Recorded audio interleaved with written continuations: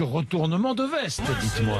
Ah oui, c'est le festival en ce moment des retournements de haute volée pratiqués par des professionnels. Attention, ne tentez pas de les reproduire à la maison. Luxation de l'épaule, je le Oui, disais voilà, tout à l'heure. attention au risque. On commence avec le président Emmanuel Macron. Écoutez ce qu'il promettait il y a 3 semaines.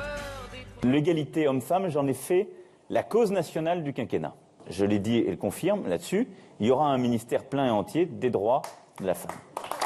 Et finalement, non, pas de ministère plein et entier des droits de la femme, un simple secrétariat d'État à la parité. Autre engagement non tenu, cette fois avec François Bayrou. Que promettait-il aux Palois lors des municipales 2014 ? Bonsoir, M. Bayrou.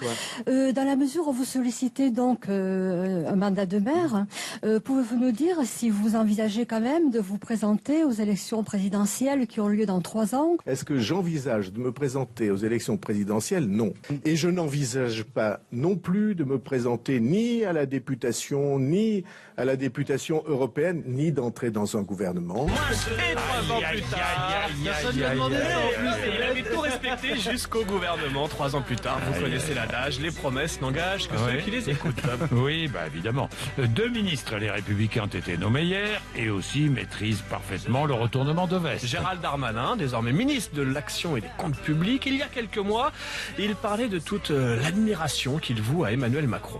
Partout où il va dans une région, il insulte les habitants de la région. Il va en Bretagne, il y a des illettrés. Il va en Guadeloupe, il s'expatrie. Il va dans les Hauts-de-France, il considère qu'il y a de l'alcoolisme et du tabac en très grand nombre. Donc c'est quelqu'un qui ne connaît pas le pays. D'abord, on n'insulte pas les électeurs et on essaie de comprendre leurs difficultés. 9 sur 10 sur l'échelle du retournement de veste pour Gérald Darmanin, mais le champion imbattable reste Bruno Le Maire. Ces derniers mois, le nouveau ministre de l'économie ne se faisait pas prier pour dire du mal d'Emmanuel Macron. Je vous propose mon extrait préféré. Si tout se vaut, plus rien ne se vaut. Donc attention à cette façon de mélanger, de brouiller les lignes et de dire qu'on va mettre avec soi tous les progressistes. Je trouve que ça veut absolument rien dire. C'est de la soupe. Macron, c'est de la soupe. Pour l'instant, tout ce que j'entends, oui, c'est de la soupe. Et visiblement, la soupe est bonne. Elle est bonne, la soupe. Oui, direction, merci. Oui. Mais Elle est comment bonne. les opposants à Emmanuel Macron ont-ils réagi? Alors dans tous les camps, on avait préparé les punchlines, les petites formules pour dire tout le mal qu'on pense de ce gouvernement. Par exemple, chez les Républicains avec Brice Hortefeux. Voilà 3 membres des Républicains qui nous expliquent, qui répondent à la main tendue. Mais qu'ont-ils trouvé dans la main? Et la réalité, elle est très simple, c'est qu'aujourd'hui, ce sont des alibis et demain, ce seront des otages. Des alibis qui seront bientôt des otages. On sent la formule travaillée, mais le plus inspiré hier s'appelait Alexis Corbière, porte-parole de Jean-Luc Mélenchon, qui nous a offert un festival sur BFM TV. Le renouvellement, quand la liste commence, on l'attend un peu, quoi. C'est des noms qu'on connaît, quoi. Donc c'est en marche arrière. Dans cette équipe un peu particulière, hein, c'est comme si dans une équipe de foot, il y a un joueur de handball, quoi. On se demande ce qu'il fait là. C'est Monsieur Hulot. Bon, ne tournons pas autour du pot. Je veux dire, Nicolas Hulot, il est dans ce gouvernement comme un ours polaire au Sahara. Hein. Non mais le pauvre, il va servir de plante verte.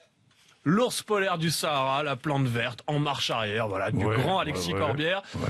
Ça ressemblait plus à un spectacle de stand-up qu'à de la politique hier. La politique, oui, c'est vraiment, franchement, tout ça, c'est pas...